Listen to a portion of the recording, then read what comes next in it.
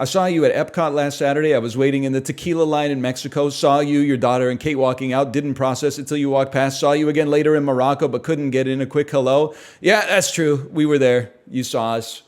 I did not start the fire, but I was there the day that the fire happened. I did also go to the Canada part at Epcot and just see what was going on. I was just trying to see what the vibe was like at the Canada Pavilion in Epcot. It turns out it's like mostly pretty chill. People were mostly just getting drunk. And dude, on the flight back, this has only happened to me one other time, and it was like the third time that I flew. We were like row 25 on the way back or something like that on like a 30-row plane. And on the flight back, there was a middle-aged woman at the back who was like, and I say this with sympathy, she was having a panic attack, man.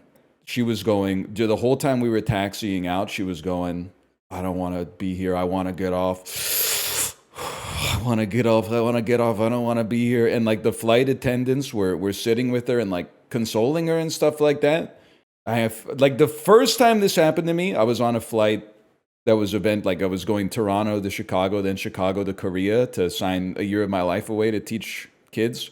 And they actually pulled back to the gate and let the lady get off. And I've talked about that one before because I guarantee everyone wants to be sympathetic, but my brain is maybe wired a little bit differently. I was like, I guarantee she's watching the fucking flight status online praying that bitch crashes. And she's going to be like interviewed by all the news stations and stuff like that and be like, yeah, I don't know. I just had a bad feeling about it. I guess I'm just smarter than everybody else. I guarantee she was back there in the departures lounge going like, I hope this shit blows the fuck up. But anyway, we weren't late, but I kind of wanted them to get this lady off the plane too, because I'm not scared of flying, but she was making me be scared of flying. She was freaking me the fuck out, man. She might reach for the wheel. Dude, she might fucking be... Do you realize they lied to us for 30 years?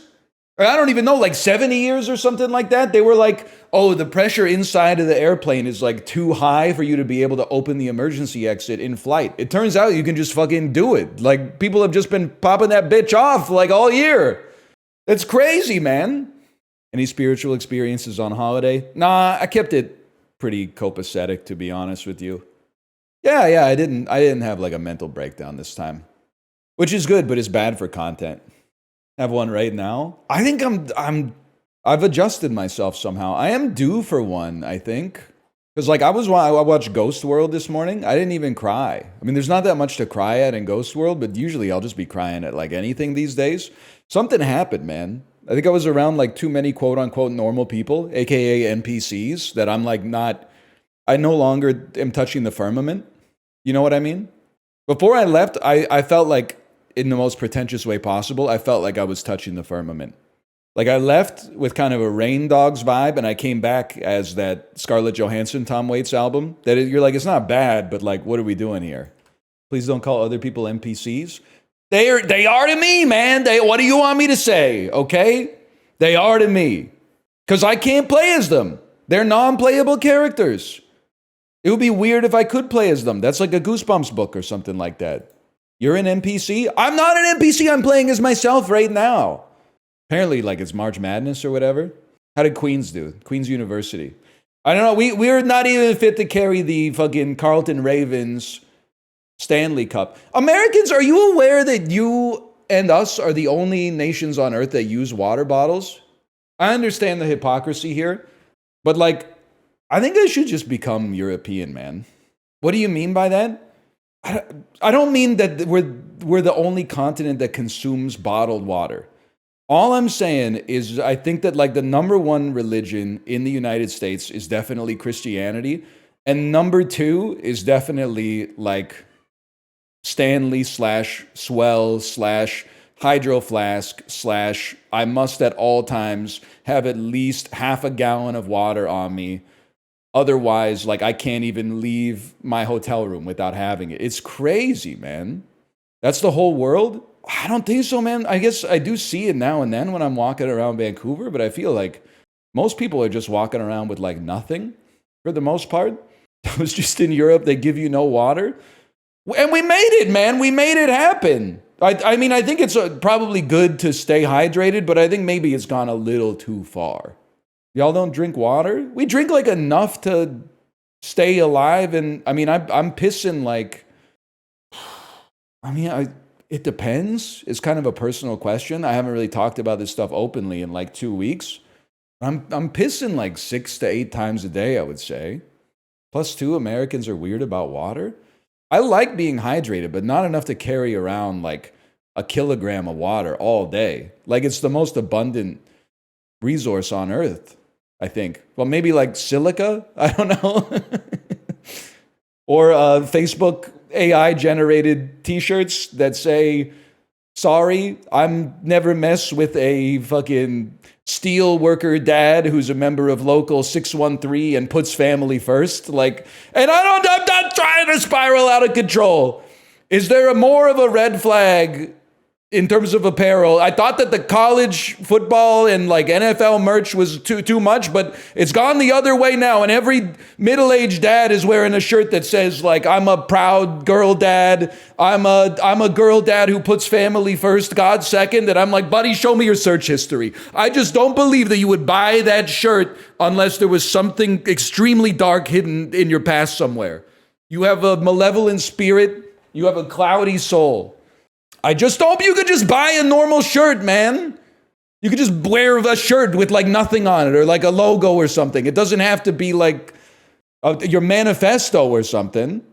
That is, I'm asking, he looked so baffled when I asked him why he dressed with 50 pounds of headlines stapled to his chest. You know what I'm saying? Have you been movie pilled for so long? I've said it before. I'm trying not to crash out on humanity.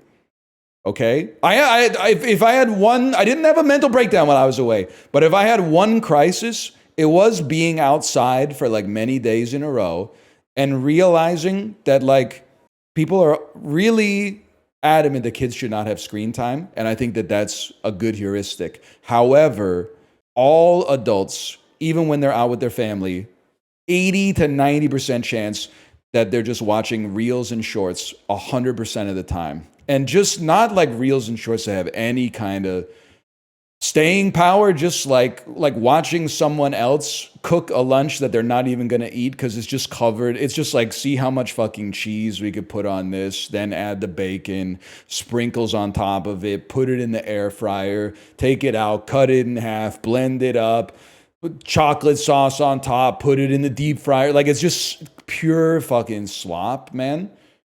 And I was genuinely like, because we were in line for something and I saw a man in a motorized scooter with his granddaughter. And I was like, this is family time, right? The grandfather had the phone an inch away from his fucking face, an inch away from his eyes, and was just like staring at the phone. And then his granddaughter wasn't moving fast enough in line for him to keep moving, so we honked at her. And I was just like, this guy's cooked, but I have to stop making YouTube shorts because it's hypocritical of me to criticize them for being part of the downfall of critical thinking in the world, but then also benefit from their existence. I was like, when I get home, I'm going to stop making YouTube shorts. And then like half an hour later, I was like, nah, mine are different. Mine are funny. So I think I'm just going to keep it up, but because they are really good for discoverability. They don't monetize very well, but they do keep new blood coming to the channel.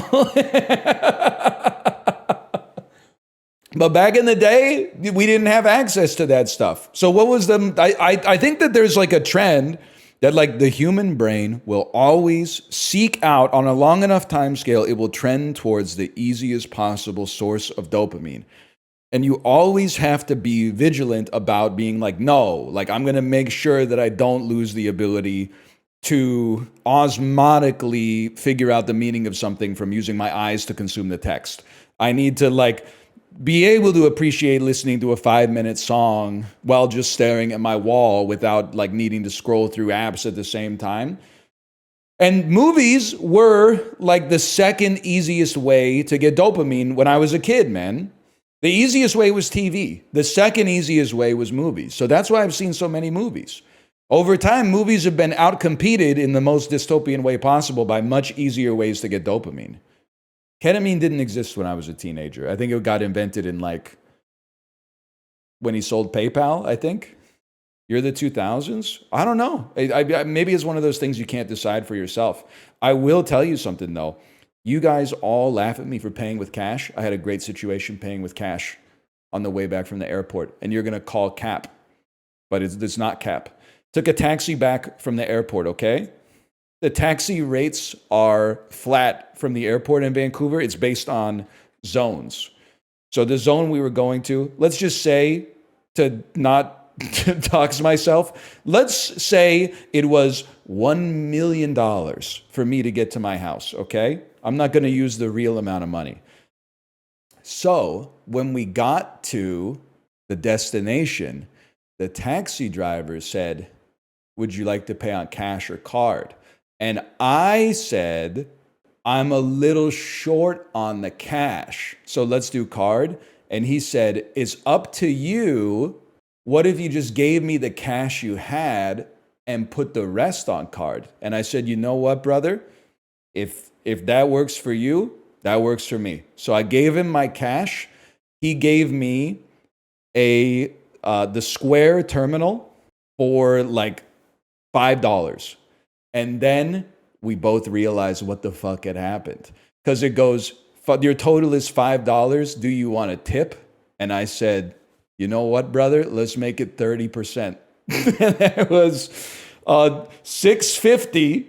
He got a $1.50 tip on the $1 million fare because the rest came through in cash. And then his demeanor sort of soured and my demeanor went through the fucking roof, man. I was like, I think I just saved like, I don't even know. I saved a pretty decent chunk of change paying the first half with cash and the rest on Visa.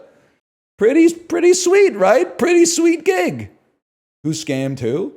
I think we got a fair deal at a fair price because he's not going to pay tax on that shit. So he probably got like 20% built in because he's not going to declare it. So there's his tip, essentially. He just didn't get the double dip. And by the way, people keep saying he's not going to pay tax on that. I've told you many times. It's literally not my business at all. That's between him and Mark Carney for now, at least. And maybe also in a month. I don't know. That's none of my business. I got my own shit going on, man. No one asked me for $5 while I was away. I did, I got recognized twice, I think. Which means that they could have at least said double it and give it to the next guy. You're giving away $5? Yes, it's called... What's it called, Chad? I think I said direct relief last time and people got mad at me. It's not effective altruism. If it was effective altruism, I would take your $5 because I would do more with it. Like my idol, Sam Bankman-Fried. I consider it a chatter reimbursement program because I probably said some shit that like pissed you off, but you have not at present found me in public and murdered me. So as a result, it's a dividend, man. It's a dividend to one person to say thank you to the community for not killing me in public. Because I like being alive, like right now. There's some parts of it that have been better, but in general, I enjoy the process of living. So it's just my way of saying thanks for not killing me. I broke my work computer today. Let me guess, it's a MacBook and you work at a startup. Because if you worked at a real company, no disrespect, and they gave you a real computer like a Lenovo ThinkPad, that shit's not breaking. It'll outlast everybody in this chat. Streaming is actually so easy, I forgot. Almost everything else is hard. So I actually, this is not a brag, it's actually just fucked up. Like sometimes I think about like, why do I have a tendency to sometimes get depressed when I'm on vacation? And I realize that I think it's because like being on vacation is harder than streaming, which is a fucked up like dilemma to have. But I think it's true, man. Like doing whatever you want is like harder than just playing a game and saying whatever pops into your head. It is true. Like I I can't talk about like being annoyed at flying anymore unless the person I'm talking to has a kid. Because every time I talk about it, people are like, oh, so you hate your kid? No, I don't hate my kid, man. But it used to be like, oh, 6-hour flight, pop in the earbuds, watch a couple movies, like play Slay the Spire. And now I got to put on like a funny voice and pretend to be Bluey's dad for like 5.5 hours. And then she falls asleep at the worst time, like with 30 minutes left in the flight. So like as soon as she falls asleep, the flight attendants come around and are like, there's a crumb on the floor, you need to sweep that up just in case we have an emergency landing. And then she wakes up and she's like, ah! Stop flying so much with a young kid. Bro, it's literally the safest way to travel. Despite all the horrific news. Not anymore? I don't know, brother. I mean, I'm not trying to be just the contrarian guy. But like, I think if they started talking about like every car crash on the news, people would real quick start to be like, I'm not driving in my car tomorrow. What are you saying? I'm saying there should be a 24-hour news network that's just videos of car crashes. I need that. Listen, someone typed, car crashes don't happen if you drive well. And we all know that that's false. But I think all of us who drive also believe that. Don't you think? Like in my head, I'm like, that's obviously not true. A bad driver could crash into you. I don't make mistakes, but a bad driver could crash into us. But like my animal brain is like, I know a lot of people like getting car crashes, but I'm just like probably better at driving than them. Even though the front part of my brain is like, that's not the way it works. The back part of my brain is like, that wouldn't happen to me.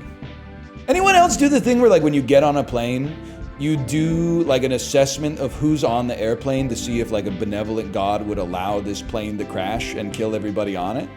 Like when I get on a plane and there's like a lot of families with young kids, I'm like, benevolent God would not let this plane crash. We're good.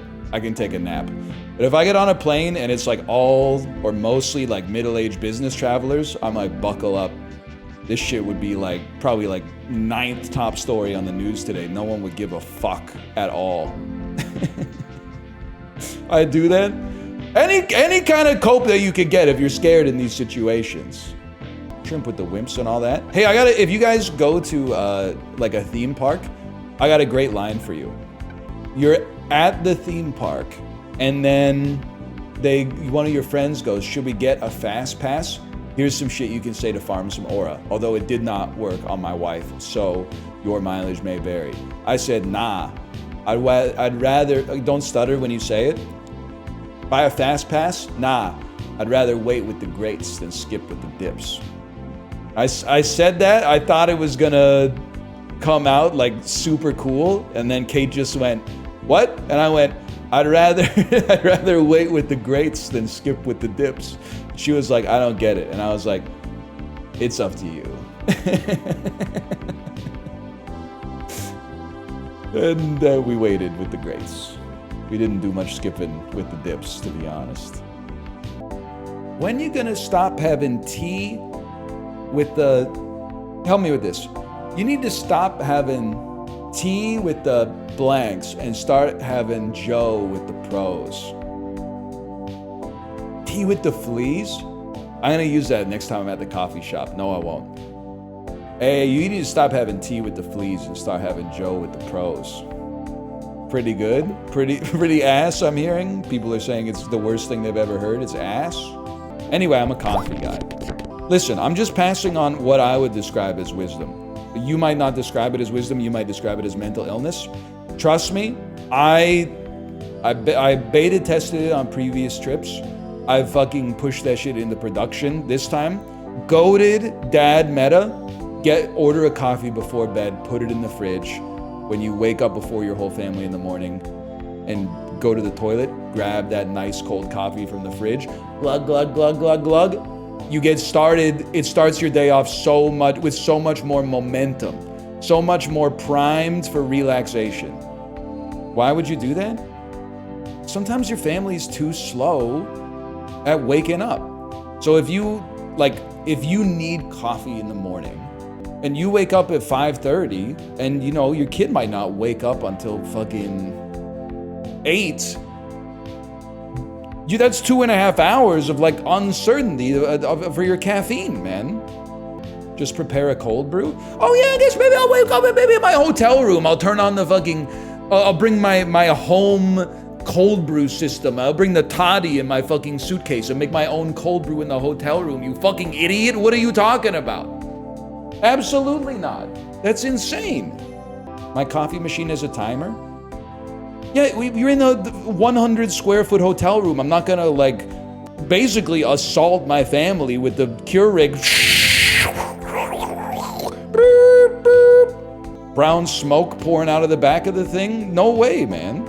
You get the coffee, usually like in the lobby on the way up to the hotel room. You put the coffee in the fridge. You wake up as soon as you want. Glug, glug, glug, glug, glug. Now you don't have to like, oh, I want to get my coffee, but first I gotta shower. But before I shower, I gotta blue, but I gotta bling, and I gotta... It's just good to go, man. It is messed up that the audience for the Minecraft movie is younger than Minecraft. Imagine a hell scenario where you go to Minecraft and there's like 12, 42-year-olds vlogging it. Dude, that's how I feel like anytime I'm at a Disney park and people are vlogging it. Okay, they made like a new lollipop shaped like Mickey Mouse. Like you're old. You're not supposed to care about that shit. I'm sorry, because I'm yucking people's yums, but well, I'm like stunned that they're doing it, and I'm stunned that there's people that are watching it too. And they're like, over at the Carnation Cafe, there's a new Mickey-shaped fucking creme brulee, and I'm like, it's ass, man. It's not like, I get it. Like it looks like Mickey Mouse.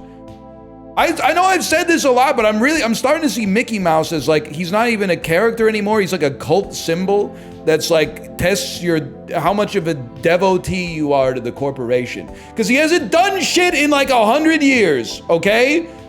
When the princesses come out and people are like, I love Beauty and the Beast, woo, Belle, I love Mulan, whatever. I'm like, okay, those movies, like, they've been coming out, but like Mickey Mouse hasn't done fucking shit, dude. He hasn't done shit since like 1933. So he's just, I look at him as he's a symbol of the corporation, and people are like, yes, man, that's the guy who represents the people in the suits that are making the decisions. I'm giving you my approval. What about Kingdom Hearts? That wasn't Mickey Mouse, dude. That was Tetsuya Nomura. Who dies in Kingdom Hearts 2? Is it Donald? Does Donald get hit by the fucking Xenohort's death ray or whatever? Goofy. Like a lot of this stuff I can kind of, you know, I'm an empath like everybody else. It says they are. I can put myself in the shoes of other people, but the Mickey Mouse stuff to me is like crazy. Like sometimes on the Disney cruise, you'll go see like a show, and it's pretty light theater, right? It's mostly just like live renditions of like Disney songs. But then at the end, 70 minutes in, Mickey Mouse will come out and he gets like a standing ovation every single time, even though he didn't do anything in the fucking show. Like he didn't do shit, man. He didn't appear at all. And then at the end, like a curtain comes up and Mickey Mouse is there and everyone loses their mind. I was like, he's not even a character in the play. Like, I don't understand why we're doing this. And this is why I call people NPCs sometimes, which is not nice to do. But when the kids are pogging up over Mickey Mouse, I'm like, I get it. You see something you recognize, you love Mickey Mouse, but you're like damn near 50 years old, man. What are we doing here? Whooping it up for Mickey Mouse. If we'd seen a play that was like, Mickey Mouse, this play is about Mickey Mouse, and then he comes out, I'd be like, okay, that's fair. But like this was Beauty and the Beast, and then at the end, like some sparks come off and Mickey Mouse comes out, and he gets the biggest pop off of all. He didn't do anything. I'm not surprised that he got a reaction on the Disney cruise, because that's what you're there for. But I am kind of surprised he got the biggest reaction, when obviously the biggest reaction should be for Gaston, because he fucking ripped up those songs, man. Even though every time I hear it, I do hear, no one sucks like Gaston, no one fucks like Gaston. No one hits the Nancy Reagan gluck gluck like Gaston. I'm especially good at ejaculating. Yeah, it gets me every time. But I'm like, I can't say that shit on the cruise because, like, it's got a bimodal age distribution of like 40-year-olds and 5-year-olds. So, like, it's the wrong. The 5-year-olds would be like, what's this man talking about? And the 40-year-olds would probably try to beat my ass, which they would succeed at because it seems like it's like 80% ex-military middle-aged motherfuckers on like extra testosterone so that they can hit that 4:30 a.m. face in the ice bath and then do fucking cold calls for their self-storage facilities all day. But anyway, they're there with their families, so it's pretty chill. We got to get it to at least 10,000, guys. We do have to get it to at least 10,000, though. Kate, can you tell everybody that I'm the goated customer? Answer these questions honestly. For what? At a restaurant. Is there a better customer than me at a restaurant? Always know what I'm going to order by the time they show up. Always say please. Always say thank you. Never ask for like some bullshit substitutions. Not one of those selfish people that has like a killer allergy that's like, oh, if anything related to nuts comes in contact with this, I'll die and your restaurant will get shut down. I just tank that shit. Humble. Do you bust your own table? I used to, but then I read online that some servers actually don't like if you bust your own table because they have a different way of stacking shit. So then I decided it's not good to actually stack the shit, and I'll just let them stack the shit themselves. But I do at least try to stack all the cutlery on one plate because I think that's pretty much like no matter what gonna happen. You ordered something because you got distracted by Dan and didn't even touch it? Okay, I ordered a no sugar added dessert, but this is a whole can of worms. I think the day before, I had either like a mild stomach bug or I got dehydrated. So I actually had an episode of like, I had a non-alcoholic vomit.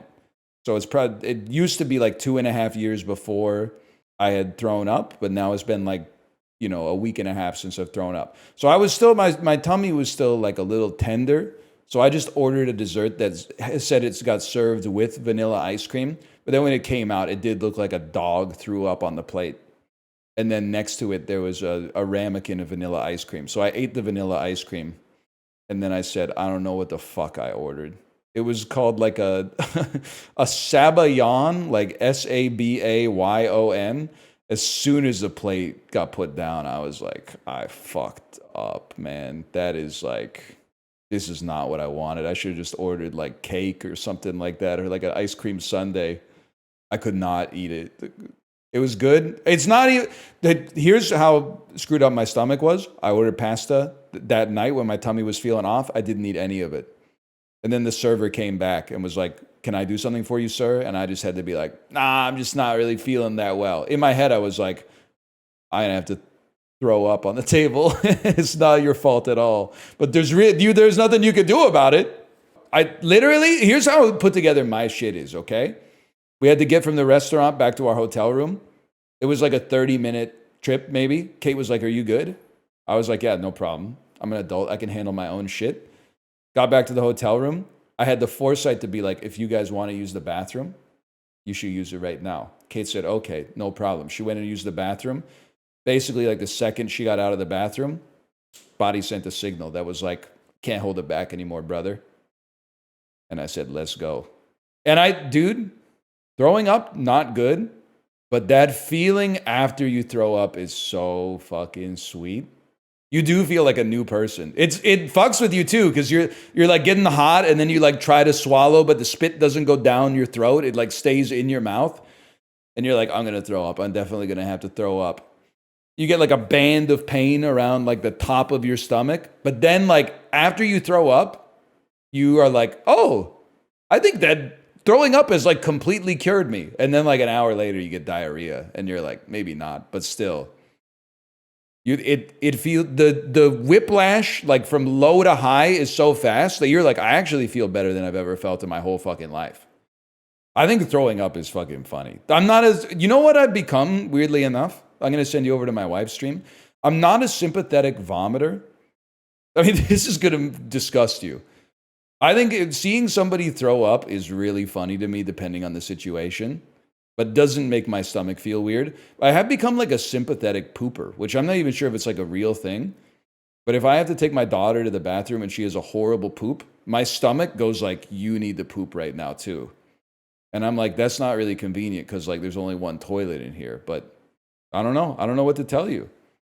I guess, yeah, maybe I am the only real empath. Ryan? Remember when like they were interviewing this kid and we're seeing it, and then the kid did the little what's the thing, like you rub your chin and then touch your lips, like shush kind of thing. She did that on screen. What is that thing? Mewing? Is it mewing? He did the mew, like he was like, I don't know, like 8 or 10 or something, and then he straight up did the mewing, and then I was like, wait, is that what I think it is? And Ryan was laughing his ass off. He was like, holy shit, this kid just mewed us. He did also say he was from Skibidi, Ohio.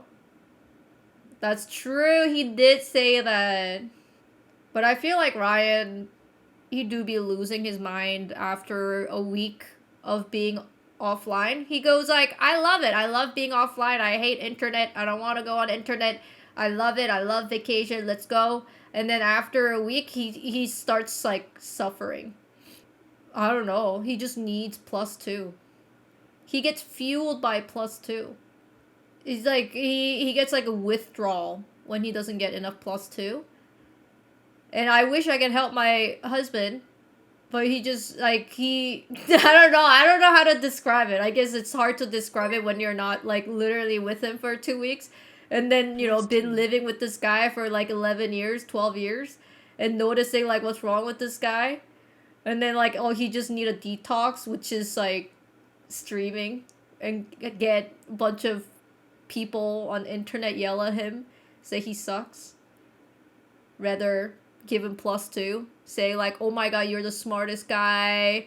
Oh my god, you're the funniest guy. Oh my god, you're my idol. And then he's like, yeah, that's me. I don't know if he will be able to retire. I don't think he will ever be able to retire. I really don't think he can. It's kind of sad. He's gonna be in like his hospital bed streaming and be like, yo, give me +2 before your boy's funeral. And then on his tombstone, I'll just give him a +2, I guess. No shot, he's mewing at 60. Is it true Conan O'Brien is 83 years old?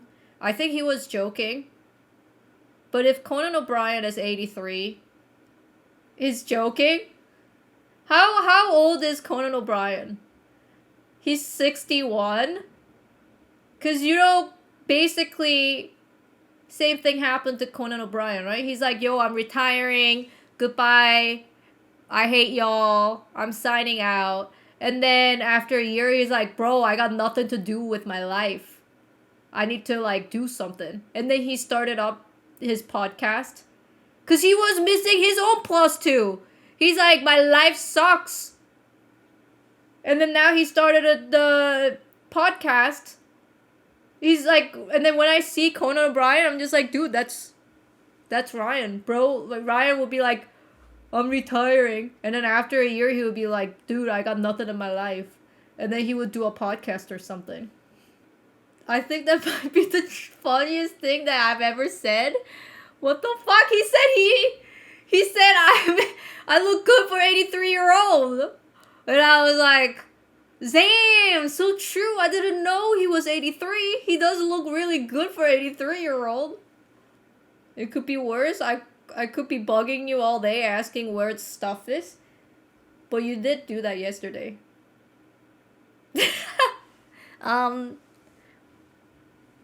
Real quick, where's her sunglasses? Real quick, where is my hat? Real quick, where are my pants? I think when I'm sick, like I look sick. I don't know, I feel like it's kind of different. When I'm sick, during vacation while we were traveling. I'm just like, I kind of like suck it up and try to go with the flow. But then when Ryan's sick, it's like seeing a sick dog. It's like it's like he's not whimpering, but it's like might as well he should. It's like everything just kind of slows down. And when he got dehydrated, I was like, oh my gosh, you must have gotten dehydrated. It was really hot. You know, I should have given you the water. I'm sorry. And then Ryan's like, no, I don't think it's dehydration. I think I got food poisoned. And I'm like, no, your symptom is dehydration. Drink a lot of water. And he's like, I don't know. I think I got food poisoned. And then like the whole week, he was like, I think I got food poison. Maybe some little bit of dehydration, but I'm telling you it's food poison. I'm like, there's no way you got food poison because what you ate is what I ate. And if I ate what you ate, then I would also be food poisoned, but I am not. So I'm pretty sure you got dehydrated. Like it was just a symptom of dehydration. And every time Ryan retells the story of him vomiting, he always goes like, I think I had a mild food poison. Turkey bit? What the heck is the turkey? Which turkey? The turkey ham? I don't think turkey ham would be BLT. There's no way your BLT was spoiled. It was hot. Everyone was sweating. You just needed to drink water. I was telling Ryan though, to be fair, there might be still a little bit of a Campylobacter living in his gut, and whenever he is little weak, maybe that's when it gets like active. So he just feels like he got food poisoned. But I mean, it was a very traumatic event when it happened. So I can understand when you feel a little ill, you are more like resort to like, oh no, this might, it's like it's coming back. You know what I mean? It's like PTSD. But it is to me funny because chat told me that you did not believe in food poison.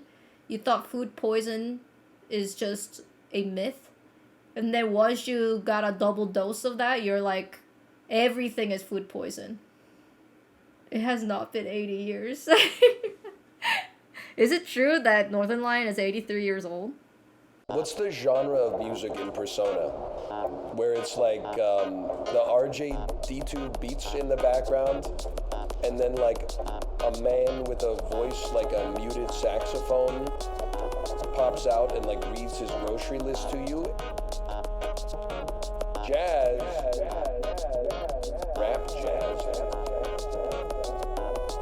The hardest beat you've ever heard.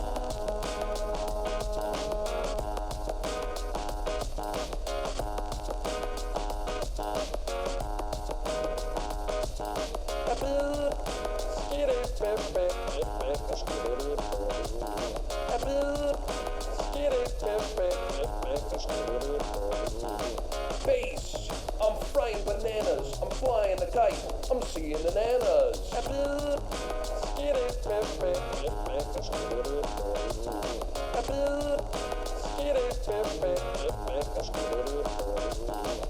Treble, I'm a downright rebel, you wouldn't believe what I do in Bevel.